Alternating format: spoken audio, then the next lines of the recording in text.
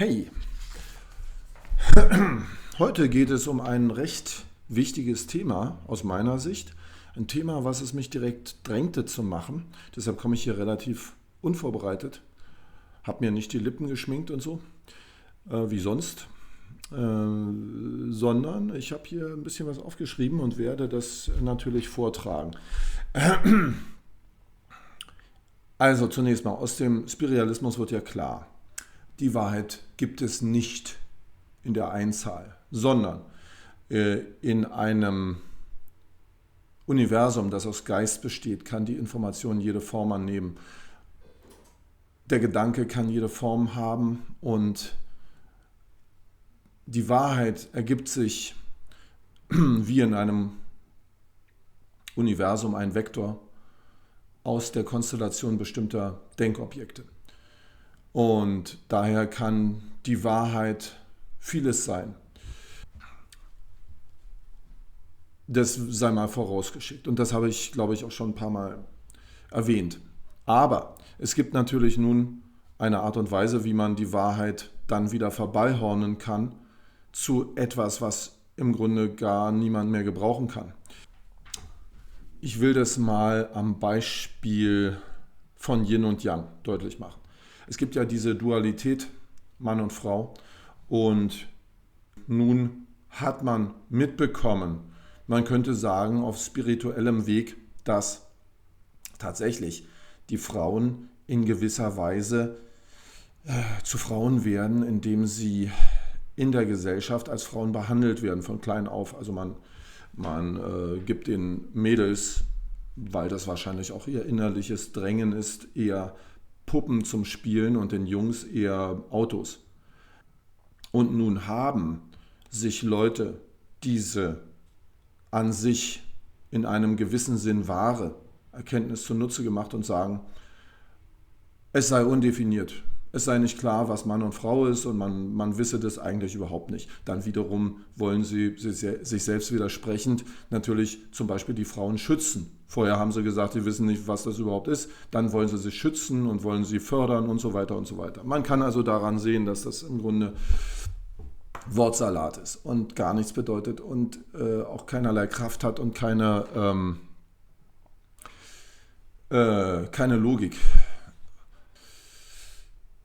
Es ist aus der Sicht des Spiritualismus natürlich auch falsch anzunehmen, dass, weil man spürt, dass etwas durch uns hindurchgeht, also beispielsweise dieses Mannsein, Frausein und aus diesem Grund gibt es also verschiedene Spielsachen für Jungs und Mädels. Das bedeutet ja nicht, dass nun automatisch die Menschen mit diesen Tatsachen manipulieren können. Und dass sie sagen, dann spielen wir jetzt Gott und wir nehmen den Mädels die Mädelsspielsachen weg und geben ihnen Jungs-Spielsachen und so weiter. Also das ist einfach eine ganz falsche Schlussfolgerung aus einer Beobachtung, die im Anfang erstmal eine Wahrheit hat. Oder wenn zum Beispiel man sagt, man muss die Freiheit verteidigen, das hat eine Wahrheit. Aber wenn zum Beispiel Leute Geld nehmen, viel Geld, und sagen, das geben wir jetzt unseren Freunden und die machen daraus wunderbare Waffen aus deinem Geld.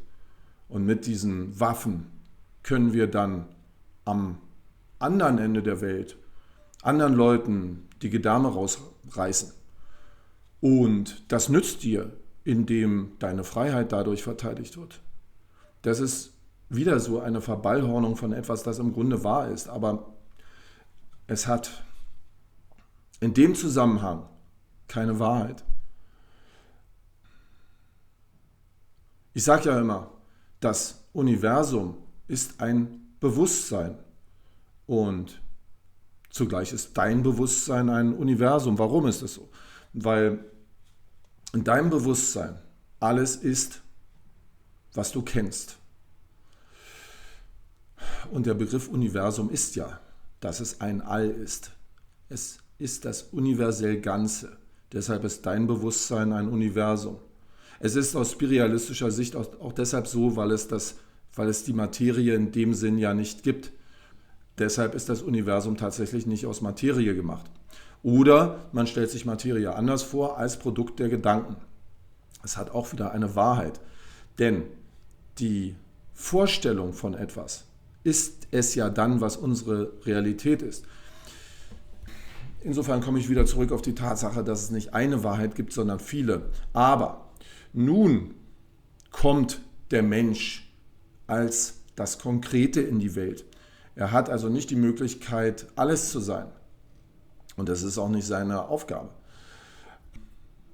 Das ist das, was ich in einem anderen Video sagte, Video Nummer 60, Spiritualismus drastisch, aber konkret. Und etwas, was uns Männern, glaube ich, sehr liegt, dass wir eine konkrete Aussage wollen, dass wir eine konkrete Handlungsanweisung brauchen und spüren, dass das seine Richtigkeit hat. Während es eher das weibliche Prinzip ist, das durch Yin und Yang ja sehr schön im Prinzip dargestellt ist. Das Schwarze, das sind die Frauen, dieses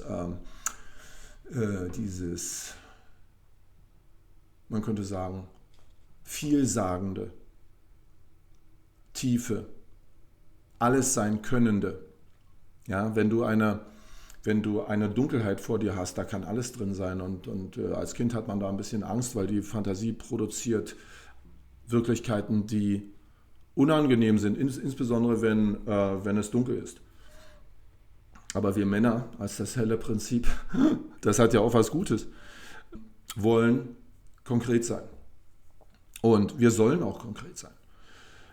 Falsch gedachte Spiritualität hat in meinem Verständnis etwas Falsches. Also für Männer zumindest. Diese Nichtaussage, Nichtsaussage. Du kannst alles sein. Du bist alles. Ja, irgendwie stimmt das. Aber konkret kannst du in dieser Welt nicht alles sein. Und brauchst es auch nicht. Es reicht völlig aus, wenn du für dich eine Wahrheit in dir findest und ich sag's jetzt. Wenn du eine Wahrheit in dir findest und diese Wahrheit lebst und das bedeutet, dass du etwas ganz Bestimmtes tust und es immer wieder tust und darin besser wirst und es dann wieder tust. Und so gibst du deinem Leben eine Farbe. Warum brauchst du eine Farbe? Weil du wie ein Puzzleteilchen in einem riesen Mosaik bist. Ich sage ja immer, wir leben im großen Geist. Man könnte auch sagen, wir leben in Gott. Wir sind aber nicht selber Gott. Und auf eine ganz falsche Weise vermittelt der Materialismus den Eindruck, wir wären Gott, wenn wir auf ein definiertes Außen schauen als Beobachter. Wir sind aber keine Beobachter, sondern wir erschaffen, indem wir denken. Und was wir tun und denken, ist eigentlich dasselbe. Aus spiritualistischer Sicht ist das klar. Es gibt ja nicht dieses Außen. Daher ist das, was wir tun und das, was wir denken, genau dasselbe. Man kann es sich so vorstellen, wenn man etwas glaubt, Schrägstrich, wenn man etwas weiß, dann handelt man in diesem Sinn. Stell dir das vor wie einen Gläubigen, der betet. Und warum betet er? Weil er an Gott glaubt. Und indem er betet, glaubt er an Gott. Oder er kommt dahin, an Gott zu glauben. Das bedeutet, als Gläubiger zu beten, ist das Natürlichste von der Welt. Und man wird es immer tun. Es ist ein Zeichen dafür, dass jemand glaubt. Man kann aber, und das ist eben die Aussage des Spiritualismus, nun wieder an vieles glauben.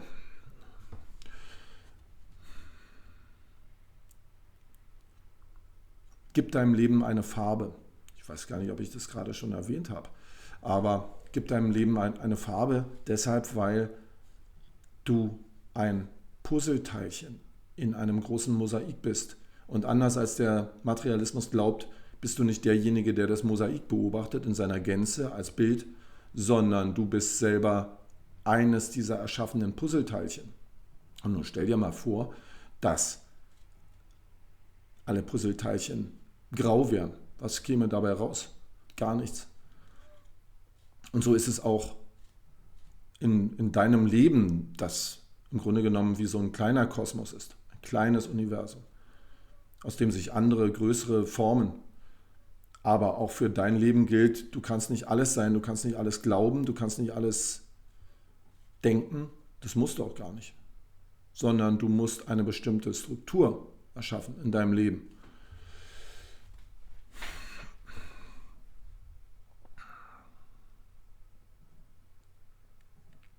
Ja, das sind also ein paar sehr wichtige Aussagen, glaube ich, zum Thema Wahrheit.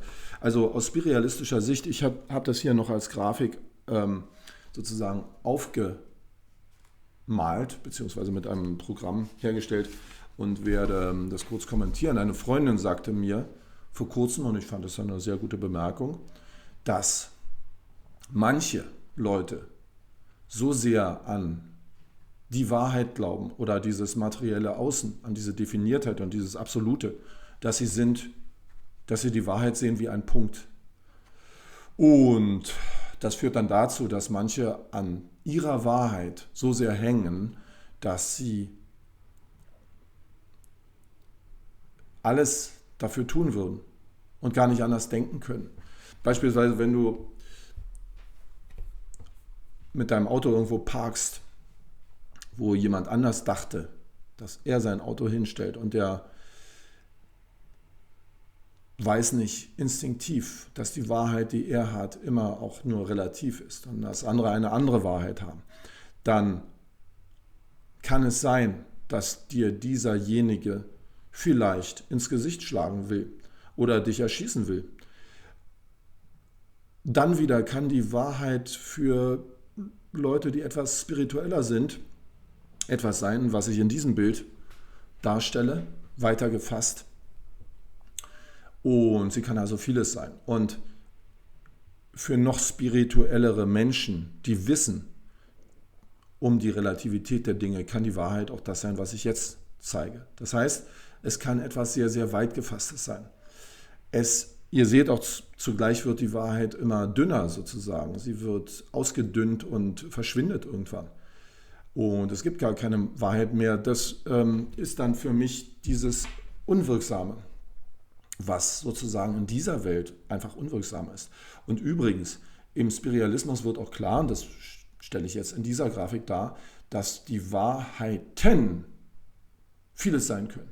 Weil die Wahrheit ist immer etwas, was innerhalb eines Bezugssystems existiert. Und es gibt Bezugssysteme, die wir gar nicht kennen. Und auch da gibt es Wahrheiten und es kann sein, dass sich diese Wahrheiten überschneiden. Ich denke jetzt ganz konkret zum Beispiel an das Unbewusste. Einerseits ist das Unbewusste, es ist ja im Materialismus ein totaler Widerspruch. Das Unbewusste kann ja nicht bewusst sein und doch reden wir über das Unbewusste so, als wäre es bewusst. Es sind also Denkwelten, die wir irgendwann erkennen, sie sind da, wir interpretieren sie natürlich nur mit unseren Worten. Es sind aber zum Teil ganz andere Denkwelten. Und die haben eine Wahrheit in sich und wir erkennen, dass dort Sinn ist, dass dort Wahrheit ist. Wir erkennen aber nicht wirklich den Kern dieser Wahrheit. Das ist sozusagen das Bild, was ich hier darlegen wollte. Also Wahrheit kann vieles sein, Wahrheit kann etwas sein, das wir gar nicht kennen. Aber es ist nicht unsere Bestimmung, alles zu sein. Es ist nicht unsere Bestimmung, alle Wahrheiten zu kennen, sondern wir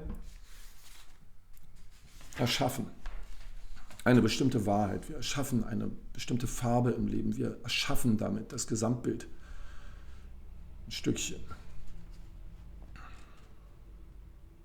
Und es ist unsere Aufgabe, uns zu konzentrieren, weil das, was wir denken und das wir tun, am Ende dasselbe ist. Und weil diese Konzentration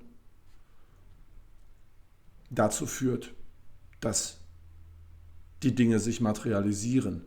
Ich sage deshalb materialisieren, obwohl ich immer sage, Materie gibt es nicht, weil Materie im Spiritualismus etwas Gedachtes ist, etwas sich Verstetigendes, etwas, das auftaucht und dann da ist.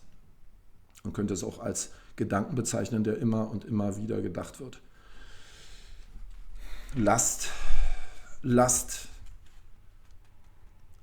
diesen Gedanken etwas Positives sein. Man kann ja sicherlich mit dieser Konzentration auch viel Böses hervorrufen, aber man möchte natürlich, dass die Farbe, die man seinem Leben gibt, eine positive Farbe ist, etwas Gutes, eine helle Farbe, eine Farbe, oder eine Aussage, die nicht schadet,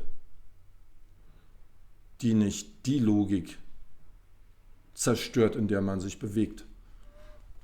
Also zum Beispiel, wenn man sagt, man will Geld verdienen, ja, richtig, aber man tut es ohne jede moralischen Bedenken oder so. Das ist diese Geschichte, die ich am Anfang sagte, dass man sagt, man nimmt das Geld, gibt es seinen Freunden, die machen schöne Waffen draus und so weiter. Das ist eine Konzentriertheit, die aus meiner Sicht abzulehnen ist. So, das war es eigentlich schon, was ich zum Thema Wahrheit sagen wollte. Also ich hoffe, es gefällt euch. Wenn ja, dann lasst bitte einen Hochdaumen da und ein Abonnement und natürlich die gute alte Glocke. Bitte. Bis dann. Tschüss.